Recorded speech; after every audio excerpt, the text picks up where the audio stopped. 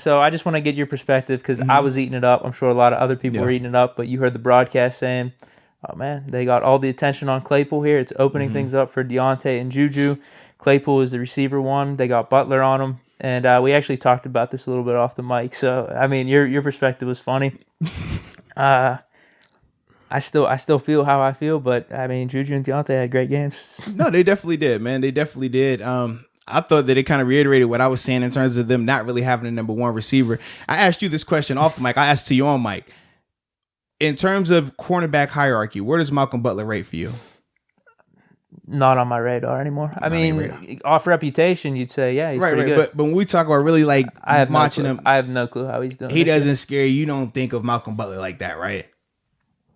Not anymore. I mean, if he was on the Patriots for whatever reason, maybe he'd have some mystique that Belichick knows how to use him better or something like that. But no.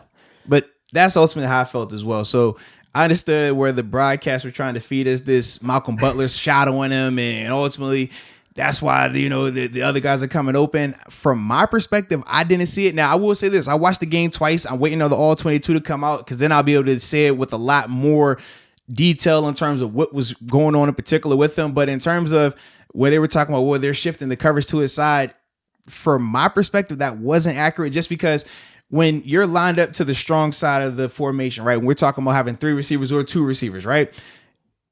Claypool typically lines up to the strong side. Usually have Deontay to the back, or even James Washington by himself over there. So just based off of that alone, defensively, your coverage goes to the strength of the passing formation. It not necessarily this player. Now, sometimes you can specialize it or one-off it and say, well, look, if you're playing Odell, you're playing AB, you're like, hey, man, wherever he's at, we're going to make sure that either we're playing some type of double coverage to him, or we're going to make sure that all our coverage is swung to his side. Like if we're talking cover 6, right? The cover 4 side will be towards that player. That wasn't the case because we saw where Claypool will be lined up to the 3-by-1 side, and we saw him on the back side of some formations as well. And they weren't playing a one-off or bastardized coverage in terms of saying, well, look, even though we're supposed to swing the coverage this way, we're going to swing it over here to this guy. I wasn't seeing that personally. Now, I did see Malcolm Butler follow him, but he didn't shadow him exclusively either. We said that it was times when Malcolm Butler was on Deontay. It was times when he was on Juju and James Washington as well. Like I said, I'm going to look into it a little bit more to see why there wasn't the same level of productivity in the past. I do know from a target standpoint, I mean, when you look at Deontay Johnson, 15 targets, Juju Smith-Schuster, 14 targets, that doesn't leave you a lot of targets elsewhere. And you still got to factor in Ebron and everybody else that were getting passes thrown to them.